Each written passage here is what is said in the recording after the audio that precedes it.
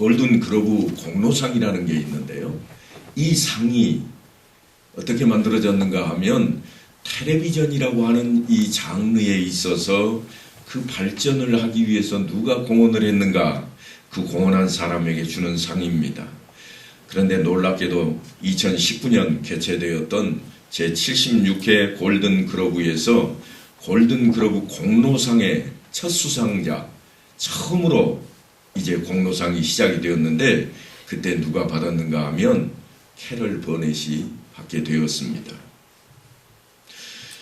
더욱 놀라운 것은 이 골든 글러브상 공로상에 대한 공식적인 명칭이 그냥 지금 제가 말씀드린 대로 골든 글러브 공로상이라 그렇게 말하지 않고 캐럴 버넷상이라 그렇게 한다는 겁니다. 처음으로 상을 받은 사람 이름이 얼마나 유명하건데 그 사람 이름으로 상 이름도 정해졌습니다.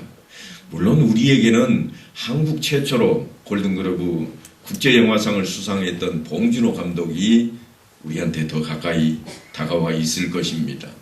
아니, 기생충이라고 하는 그 영화 제목이 더 우리를 훨씬 감동스럽게 만들었을 수도 있습니다. 하지만 저는 오늘 캐럴 버넷에 대한 이야기를 좀 하고 싶습니다. 캐럴 버넷이라고 하는 이 사람을 어떻게 누가 만들어냈을까 하는 이야기가 사실은 오늘 제가 들려드리고자 하는 말씀의 초점입니다. 그러니까 실제로는 캐럴 버넷에 대한 이야기를 제가 끊임없이 하고 있겠지만 여전히 그 뒤에 숨어있는 그 손길이 어디로부터 나왔는가, 거기에 관심을 가지고 좀 이 말씀을 들어주셨으면 좋겠습니다. 캐럴 버넷이라고 하는 이 사람 가정은 너무도 가난했습니다. 우리나라도 요즘 복지정책이 잘 되어 있습니다만 그 당시까지만 해도 우리나라는 미국을 쫓아갈 수가 없었습니다. 그런데 미국에서 1933년에 태어나 이제 연로에 있는 이 캐럴 버넷이라고 하는 이 여인에게 사실 어렸을 때에는 이야기하기 싫을 정도로 자기 가정이 내놓을 만한 가정이 아니었습니다. 할머니와 어머니 그리고 자신과 동생을 포함해서 4명이 한 지붕 아래 살아가는데요. 그저 정부에서 주는 그 지원금 말고는 생계 자금으로 쓸만한 게 전혀 없었습니다. 그런 처지에 있었음에도 불구하고 그녀에게는 꿈이 있었습니다.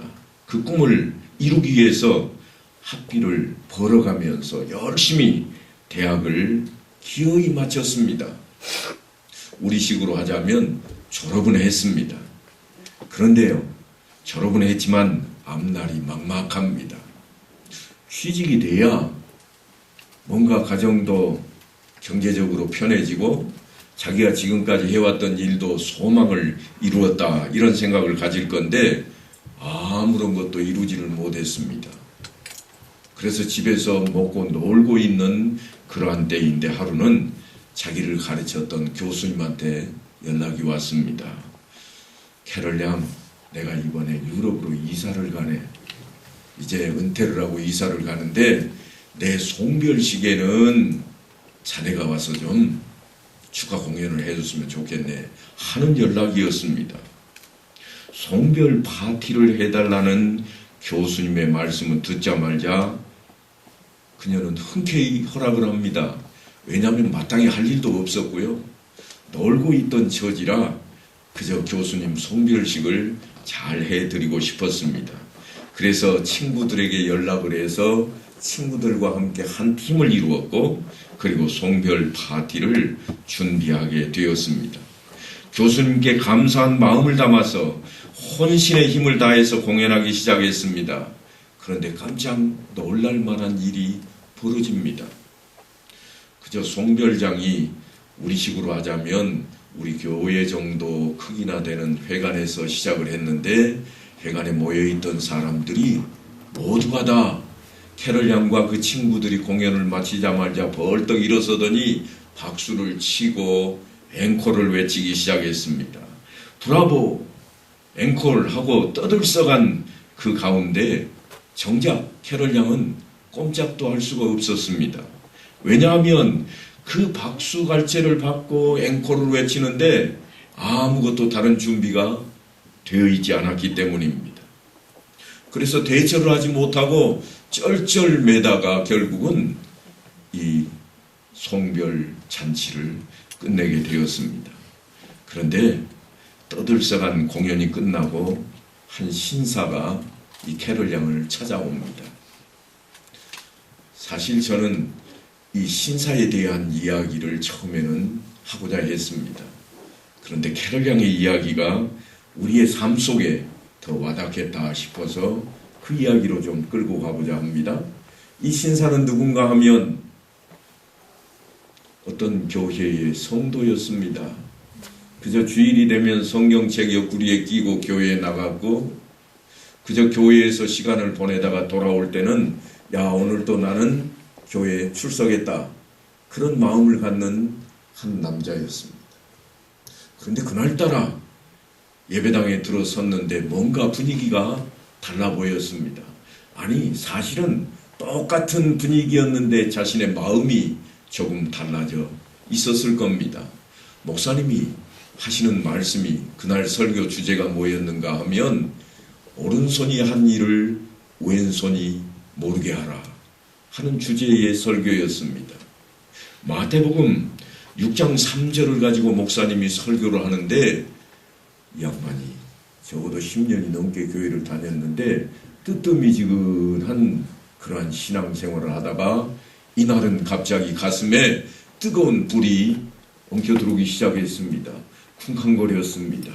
구제할 때에 오른손이 한 일을 왼손이 모르게 하라 하시는 목사님의 말씀이 그냥 도끼로 자기를 내리치는 것 같은 엄청난 무서움과 그리고 엄청난 무거운 무게로 자기를 짓누르는 것 같았습니다. 아니, 한편에서는 뜨거운 불길이 일어나서 가슴을 다 태울 만한 그러한 불길이 솟아오르기 시작했습니다. 주체할 수가 없었습니다. 한편으로는 창피하기도 하고 한편으로는 다른 사람한테 들킬 것 같아서 조용히 고개를 숙이고 눈물을 흘러내렸습니다. 그렇게 그 신사는 그날 예배 시간에 다짐을 했습니다.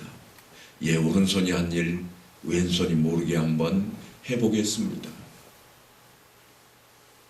내가 그저 지금까지 열심히 교회는 다녔고 지금까지 예수 믿는다고 외치기는 했지만 이제 목사님 말씀을 듣고 보니 내 마음에 뜨거운 심정이 끓어올랐고 이제는 내 삶에서 내가 뭔가 한 가지를 해야 될 것을 다짐해야겠는데 예, 오른손이 한 일, 왼손이 모르게 한번 해보겠습니다.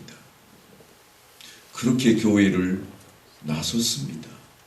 교회를 나설 때 사실은 목사님이 저쪽에 있어서 악수를 청하는데도 불구하고 눈물이 흘려서 한쪽으로 그냥 슬그머니 피해서 도망치다시피 집으로 향해 오고 말았습니다. 그러던 때에 자기 학교 은사가 은퇴한다는 소식이 들렸고 송별회를 한다는 소식이 있어서 사실은 그 은사님께 감사하는 마음으로 선물을 전해드리려고 송별식에 참여를 했습니다.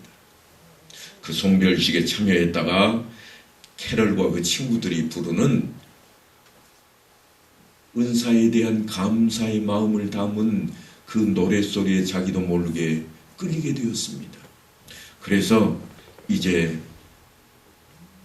그 모든 잔치가 끝난 뒤에 캐럴을 찾아갔습니다. 그리고는 오늘 좋은 공연을 보게 되었노라고 인사를 전하면서 캐럴 양 앞으로 무슨 계획이 있나요? 그렇게 인사를 했습니다. 그랬더니 캐럴이 이렇게 이야기합니다. 언젠가는 꼭 뉴욕에 가서 공연을 한번 해보고 싶어요. 이게 제 꿈이에요. 그렇게 이야기를 하자 신사가 웃으면서 그럽니다. 아, 실력도 괜찮은데 지금 당장 가서 하면 되지 않겠어? 그 말을 들은 캐럴은 그 예띤 소녀의 얼굴에는 쓴 웃음이 슬그머니 지나갔습니다. 그러면서 그녀가 하는 말이 이렇습니다. 뉴욕으로 가는 것은 고사하고 지금 이 송별회식 마치고 집에 갈 차비도 없어요, 아저씨. 그러는 거예요. 그 말을 들은 신사가 그렇구만. 그런데 얼마나 있으면 그 하고 싶은 일을 할 수 있을까? 그렇게 자기도 모르게 말을 내뱉었습니다. 그랬더니 이 캐럴이 하는 말이 한 $1,000 정도만 있으면 돼요. 아저씨, 그런데 이 돈은 너무 커서 제가 어찌할 수가 없어요. $1,000가 우리 돈으로 하면 얼마 정도인가 하면 지금 돈으로 하면 그냥 120만 원 정도 될 건데 그 당시의 돈을 지금으로 환산하면 사실은 훨씬 더 큰 돈일 겁니다. 120만 원 정도가 없어서 못 한다는 거예요. 그래서 이 신사가 이제 목사님에게 설교를 들었던 그 끓어오르는 마음을 참지 못하고 이 아가씨에게 말을 전합니다. $1,000만 있으면 시작할 수 있다고요? 그렇다면 내가 그 돈 내겠어. 친구들 몇 사람이 갈 거요? 그래도 우리 5명 가요. 그러면 $5,000만 있으면 되겠네요. 그 돈을 내가 대는 대신에 3가지 조건이 있어. 왜냐하면 나도 교회에서 목사님 설교를 들으면서 다짐을 했는데 이것은 지켜야 될 것 같소. 그러면서 이 신사가 이렇게 조건을 내놓습니다. 첫 번째, 성공하면 그 돈 반드시 나한테 갚으시오. 나 돈이 많아서 주는 게 아니고 사실은 내가 설교를 들으면서 다짐했던 일 때문에 일을 하고 있는데 성공하면 그 돈 반드시 갚아야 돼요. 이게 첫 번째 조건이고, 두 번째 조건은 내가 누구라는 것을 철저하게 비밀로 해주시오. 뭐 때문에요? 오른손이 한 일을 왼손이 모르게 하라고 했던 그 목사님 말씀이 생각이 나서 절대로 내가 누구라고 밝히면 안 됩니다. 그리고 세 번째 조건이 하나 더 있어. 뭐냐면 성공하거든.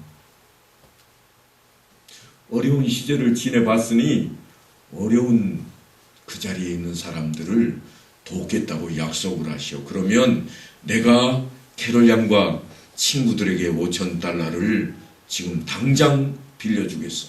그러는 거였습니다. 그러면서 신사가 그녀에게 묻습니다. 한번 해보겠어? 뭐라고 답하겠어요? 얼마나 감사한 일이에요. 정말로요? 그렇게 할게요. 그렇게 하겠습니다. 그게 뭔 어려운 일인가요? 우리에게는 전혀 그건 어려운 일이 아니에요.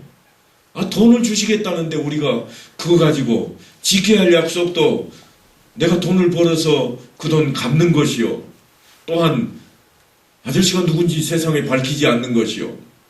나중에 성공하고 나면 어려운 사람들을 돕는 일이라는데 그거를 저희들이 못하겠습니까? 캐럴은 마치 꿈을 꾸는 것 같았습니다. 그래서 이제 캐럴은 친구들과 함께 신사분으로부터 각각 $1,000씩을 받아 손에 쥐고 한 걸음에 뉴욕을 향해 달려갔습니다. 참으로 어렵고 힘든 순간들이었습니다. 시골에 살던 그들이 도시로 갔으니 얼마나 힘들겠습니까? 젊은 나이에 그저 공연하겠다고 하는 그 꿈 하나 바라고 도회지로 나갔으니 모두가 다 알바를 하면서 더 열심히 모으고 또한 열심히 준비하고 공연할 수 있도록 열심을 다내었습니다. 그런데 어떻게 되었는가 하면 결국은 그녀들은 자리를 잡게 되었습니다.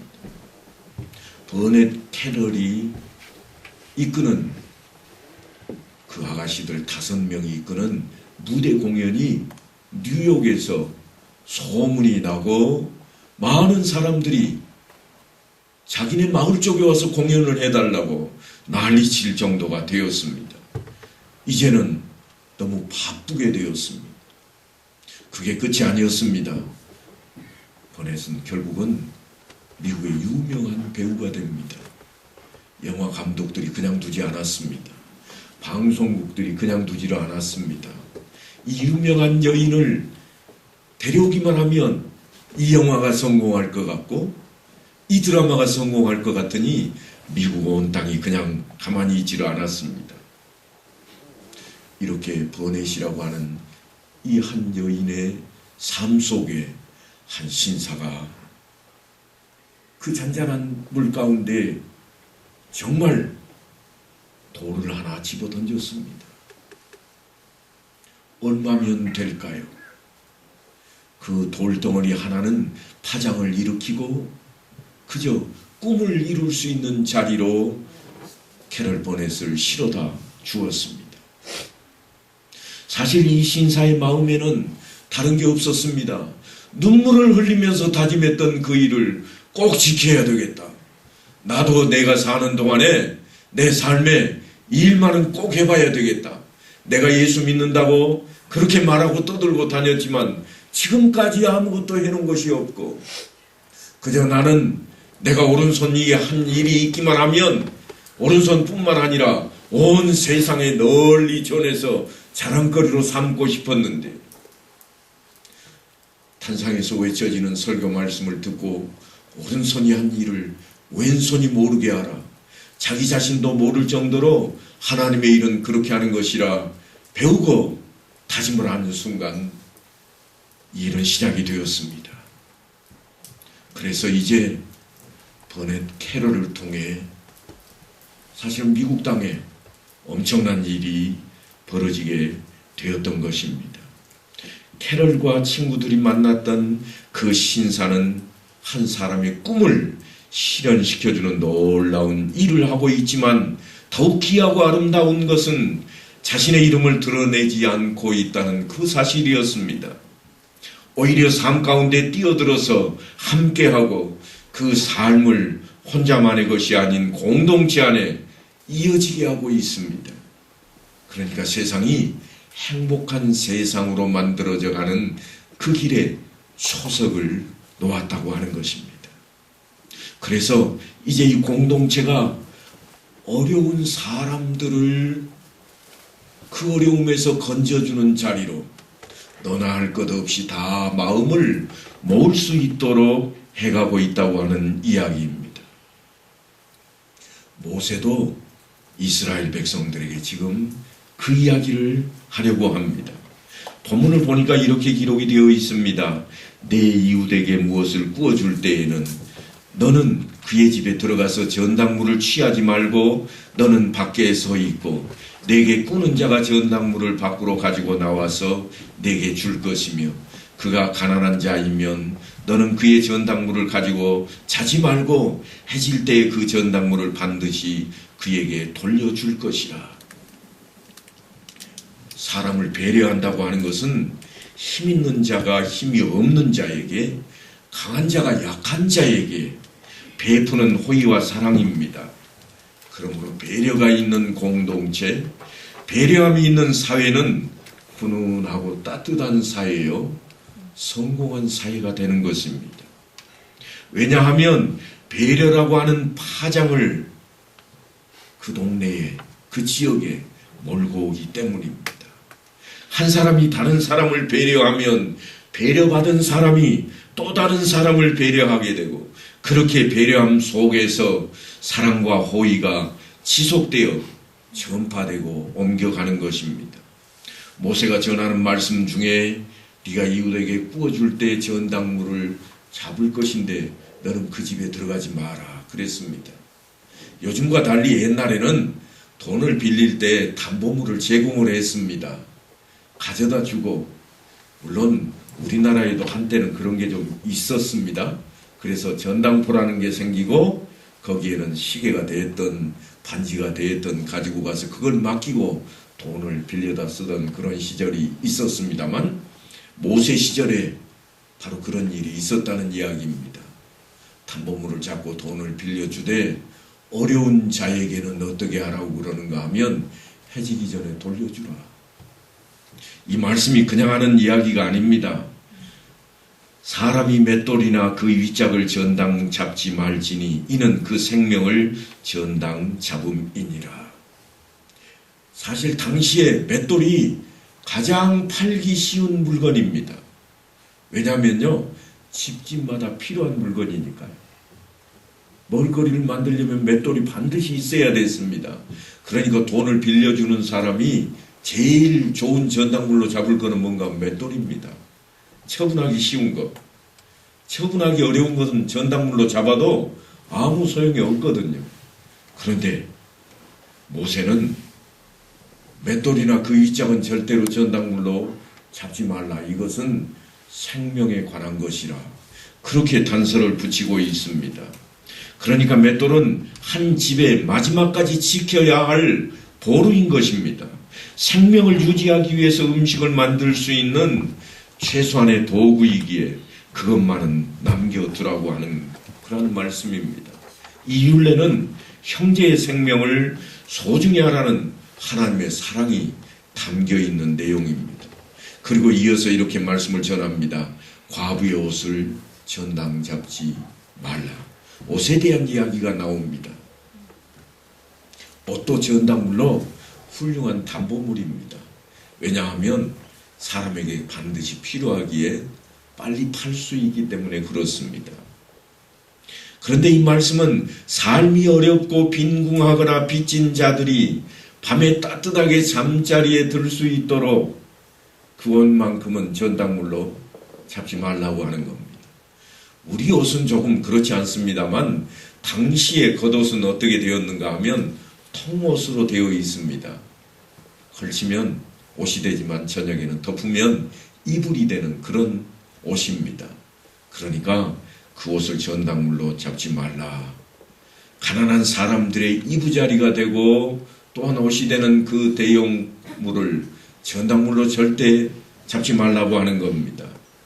그래서 모세가 하는 말이 이렇습니다. 그가 가난한 자이면 너는 그의 전당물을 가지고 자지 말고 해질 때에 그 전당물을 반드시 그에게 돌려줄 것이라. 그러니까 무슨 말씀인가 하면 가난한 자에게 돈을 빌려 주었느냐? 그러면 전당물을 가져오더라도 해지기 전에 돌려주거라.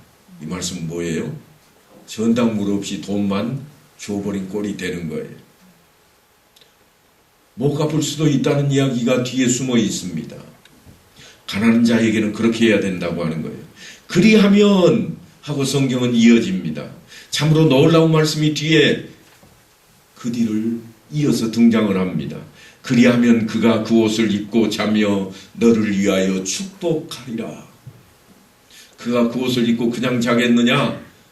너의 그 고운 마음을 그가 축복하지 않겠느냐? 누구라도 그럴 겁니다. 생명의 은인이잖아요.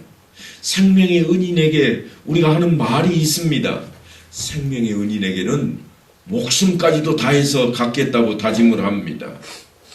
그러니까 분명히 그를 축복할 겁니다. 나를 이렇게 생각해 주는 저 사람 잘되기를 내가 원합니다. 하나님 저를 축복하십시오. 그렇게 틀림없이 외칠 것입니다. 그런데 하나님께서는 우리보다 한 차원 더 나갑니다. 그리하면 그 일이 내 하나님 여호와 앞에 내 공의로움이 되리라. 공의가 요구하는 내용들은 한결같이 삶의 밑바닥을 지금 훑고 지나가고 있습니다.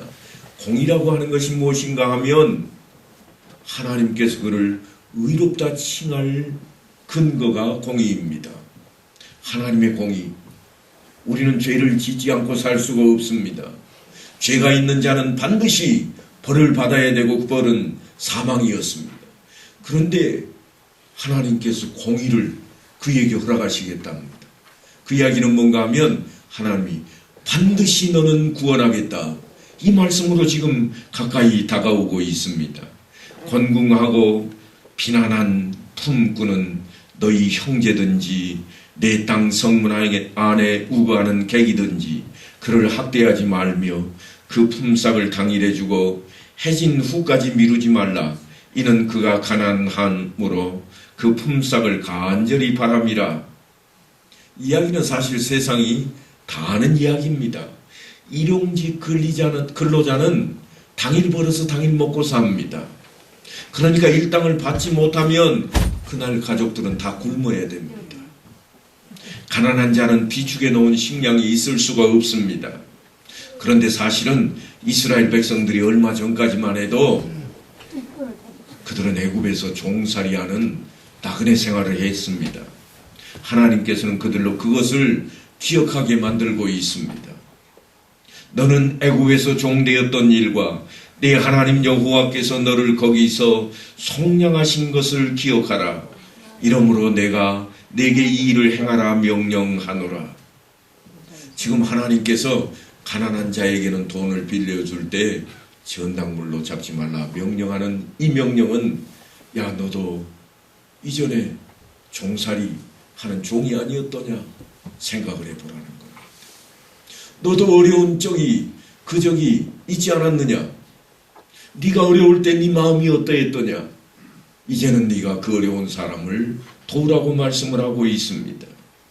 이것이 바로 그들이 이웃을 돌봐야 할 대전제입니다. 하나님의 은혜가 아니고서는 지금의 자유함이 없습니다.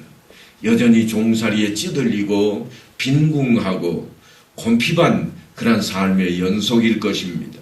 그러므로 그렇게 행하는 것은 나의 민족을 이해하거나 나의 공로를 쌓기 위함이 아니라 하나님께서 우리를 구원하셨고 우리가 그 하나님의 사랑을 받았고 알았고 깨달았기 때문입니다. 하나님의 사랑이 출애굽의 발로였습니다. 하나님의 사랑이 우리에게 세례를 베푸신 하나님의 그 시작점이었습니다. 우리의 죄를 없다 하시고 대신 예수님께서 내가 짊어졌노라고 탕감하심으로 우리가 지금 이 자리에 있게 된 것입니다. 그래서 예수님께서도 모세를 통해서 전해지는 율법과 선지자의 강령에 대해서 설명하실 때 둘째도 그와 같으니 내 이웃을 내 자신같이 사랑하라. 그렇게 둘째도 그와 같다고 말씀을 하십니다. 무엇과 같은가 하면 내 마음을 다하고 목숨을 다하고 뜻을 다하여 주 너의 하나님을 사랑하라. 이것이 첫째 되는 계명이라 그랬습니다. 그러니까 하나님을 사랑하는 것 그리고 이웃을 사랑하는 것을 함께 우리에게 요구하고 있는 것입니다. 이것이 우리가 살아가는 자리에 반드시 필요하고 기본이 되는 조건이라고 말씀을 합니다. 그러니까 하나님을 사랑한다면 이웃을 또한 사랑해야 됩니다. 그 사랑은 제가 종종 말씀드리지만 조건이 없는 사랑입니다. 오직 사랑이어야 됩니다. 그런데 모세는 그 이웃을 사랑하는 조건 없는 사랑이 어떠해야 되는지를 말씀을 통해서 절실하게 우리에게 이렇게 일러줍니다. 네가 밭에서 곡식을 벨 때에 그 한 뭇을 밭에 잊어버렸거든 다시 가서 가져오지 말고 나그네와 고아와 가부를 위하여 남겨두라. 그리하면 내 하나님 여호와께서 내 손으로 하는 모든 일에 복을 내리시리라.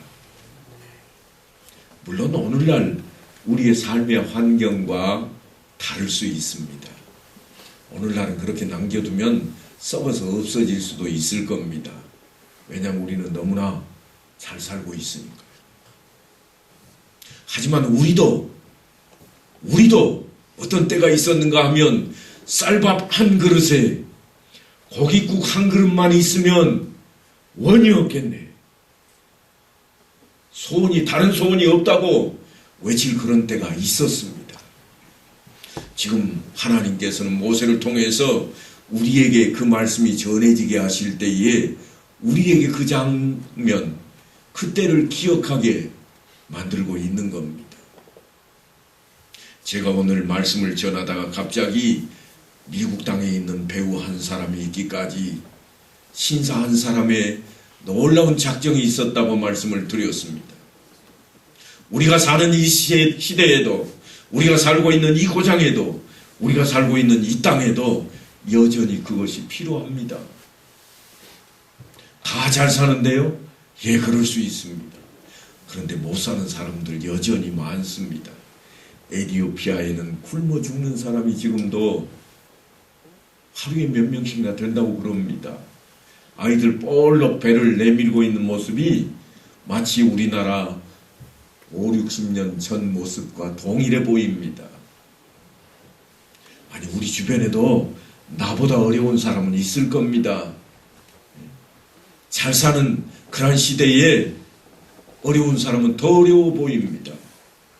더 낙담할 수 있습니다. 그래서 모세는 지금 가난한 자를 돌볼 것을 요구하고 있는 겁니다. 가난한 자뿐이 아닙니다. 나그네를 챙기라고 말씀을 합니다. 언제든지 나그네와 고아와 과부를 공동체 안에 머물게 하고 있습니다. 네가 네 감람나무를 떤 후에 그 가지를 다시 살피지 말고 그 남은 것은 객과 고아와 과부를 위하여 남겨두며 네가 네 포도원의 포도를 딴 후에 그 남은 것을 다시 따지 말고 객과 고아와 과부를 위하여 남겨두라. 그리고 그 이유를 뭐라고 들고 있는가 하면 너는 애굽 땅에서 종되었던 것을 기억하라. 이러므로 내가 네게 이 일을 행하라 명령하노라. 네가 과거를 잊지 말라. 그 과거 때문에 내가 지금 너에게 이것을 요구하고 있노라. 하나님께서 그렇게 말씀을 합니다. 한마디로 올챙이적 일을 잊지 말라는 겁니다. 우리는 자랑거리로 옛날 일을 쉽게 이야기할 수 있습니다. 야, 옛날에 보릿고개가 있었어. 그럼 요즘 아이들이 뭐라고 그러나요? 간단해요, 할아버지. 어떻게 하면 돼요? 라면 끓여 먹으면 되지요. 농사 지을 필요도 없어요. 라면 끓여 먹으면 돼요. 우리는 그런 시대에 살고 있습니다. 하지만 사도 바울이 이런 시대에 살고 있는 우리를 향해서 뭐라고 이야기하고 있는가 하면 너희 재물은 썩었고 너희 옷은 전 먹었으며 너희 금은 너희 금과 은은 녹이 슬었으니 이 녹이 너희에게 증거가 되며 불같이 너희 살을 먹으리라. 너희가 말세의 재물을 쌓았도다. 보라, 너희 밭에 추수한 품꾼에게 주지 아니한 싹이 소리 지르며 그 추수한 자의 우는 소리가 만군의 주의 귀에 들렸느니라. 이 말씀이 한 목사님이 이렇게 해석을 해놓았습니다. 여러분 목사님들 집에 가서 옷장 열어보세요. 목사님들 옷이 지금 몇 벌이 걸려 있습니까? 한 벌만 걸려 있다면 잘하신 목사님입니다. 옷장의 문을 제가 그래서 열어보았더니요, 저도 양복이 4벌이 걸려 있더라고요. 양복 말고도 옷들이요, 와이셔츠가 몇 개나 걸려 있는지 헤아리지도 않았습니다. 그러면 어떻다는 거예요? 오늘 말씀에 너를 돌아보라. 너의 어려웠던 적을 돌아보라. 그저 쌀밥 한 그릇, 고깃국 한 그릇이 원이었던 그때를 돌아보라. 그때를 돌아본다면 어려운 이웃을 향해 너는 마음을 돌릴 수 있고 어려운 나라를 위해 너는 생각을 바꿀 수 있을 것이라. 그 말씀이었습니다. 사도 바울은 또 이렇게 이어갑니다. 내가 내게 있는 모든 것으로 구제하고 또 내 몸을 불사르게 내어줄지라도 사랑이 없으면 내게 아무 유익이 없느니라. 작정을 하고 내가 돕는 일을 한다고 할지라도 구제를 하고 또한 열심히 헌금을 많이 내어서 그 일에 동참한다고 할지라도 주님께서 말씀하시는 그 사랑이 없다면 아무 유익이 없노라. 그러니까 아무리 선한 일을 한다고 할지라도 내 만족을 채우거나 내 이름을 내려고 할 때에는 사실 그것은 아무것도 아니라는 겁니다. 예수님께서 하신 말씀이 이것입니다. 남보다 더하는 것이 무엇이냐? 이방인들도 이같이 아니하더냐? 이방인들도 다 그렇게 합니다. 남을 돕고 내 이름 내려고 하고 남을 돕고 내 이름 또한 자랑거리로 만들려고 하는 것은 이방인들도 다 한다는 거예요. 그런데 예수를 믿는 자라면 예수 그리스도의 사랑을 입고 예수님께서 십자가에 못 박혀 죽으시면서 그 죄값을 다 해결해 주어서 생명을 얻게 된 우리라면 이제 우리는 달라져야 된다는 겁니다. 그래서 모세가 이웃을 사랑하는 방법으로 우리에게 이렇게 외치고 있는 겁니다. 내 이웃에게 무엇을 구워줄 때에 너는 그 집에 들어가서 전당물을 취하지 말라. 너는 밖에 서 있고 꾸는 자가 전당물을 밖으로 가지고 나와서 내게 줄 것이며, 가난한 자라면 전당물을 해지기 전에 돌려주어라. 오늘 이 자리에 혹시 마음에 와닿는 깊은 감동이 있지는 않습니까? 이름도 알려지지 않은 미국의 신사 그 한 사람, 그저 설교 듣고 나도 뭔가 오른손이 하는 일을 왼손이 모르게 해야 되겠다고 다짐했던 그 사람의 그 심정이 와닿지는 않습니까? 저녁이 되어 가는데 이 겉옷이 없으면 그 사람은 추워서 어떻게 잘고, 그 마음이 겉옷을 돌려주게 만들었습니다. 그렇게 할 때 하나님께서는 그 일이 내 하나님 여호와 앞에서 내 공의로움이 되리라, 너는 구원받은 자가 되리라 약속을 하십니다.